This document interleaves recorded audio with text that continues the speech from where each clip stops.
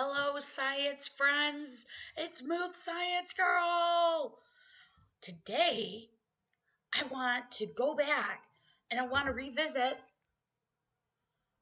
my book here because I put a video last night on the Facebook page that was called The Tragedy and Triumph of the American Robin. It was such a cool video. It showed several hatches of baby birds and what can happen. And one of the things they mentioned was something that we saw in this book. So if you remember from the back of the book, when the baby deer was getting ready, he met a baby chickadee dee dee. Tomorrow is the most important day of my life, said the baby chickadee dee dee. Tomorrow I'm fledging. Fledging?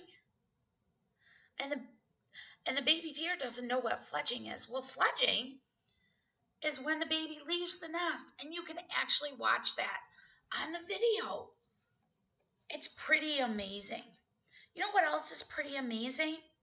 I was watching the mama robin and the daddy robin feeding those babies. Boy, that takes up a lot of their time. And as I was watching them feed those baby birds with their beaks, I was looking at their beaks. So you know what? I have a task for you. Not every bird has the same beak. Why do birds have different beaks? Well, you're going to build a bird beak. So here's what you need. 2 pencils. They can be sharpened or unsharpened. And I have erasers. You need 1 rubber band. And then you need something round. Now I have a piece of chalk here, but you can use something different. Because this is going to be an important piece called the fulcrum, which is talking about simple machines, which is a totally different topic that I love to talk about. Okay? So, I'm going to take my 2 pencils, and I'm going to put my piece of chalk in between my 2 pencils. Now, you might need some help, but this is not hard to do. So, see, taking my 2 pencils and putting that piece of chalk in between.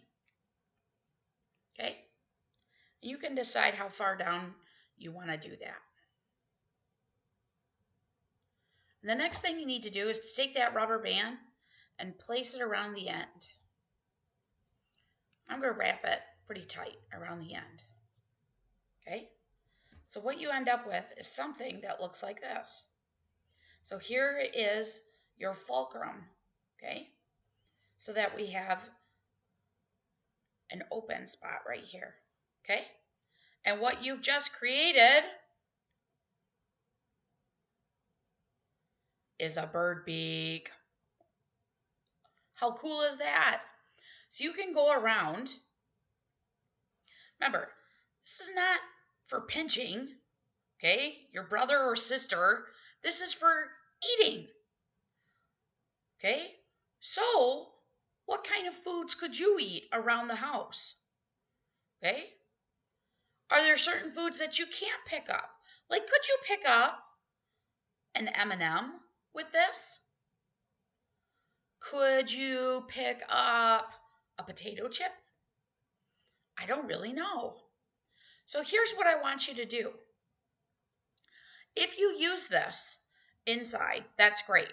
If you go outside to try this with some different twigs and things like that, make sure that we're not coming back in and using it with food, okay? Here's what I want you to do now.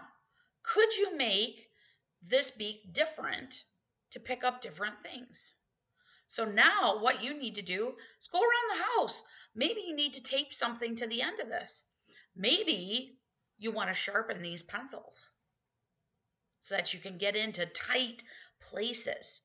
Like, what would it take to get a worm out of the ground with your bird beak? What would it take if you were to eat nuts outside and you'd have to crack open the shell. How strong would that have to be? Ow! How strong would it have to be? So modify your bird beak, okay, to make it eat what you'd like it to eat. Okay? So have fun making bird beaks today. See you later.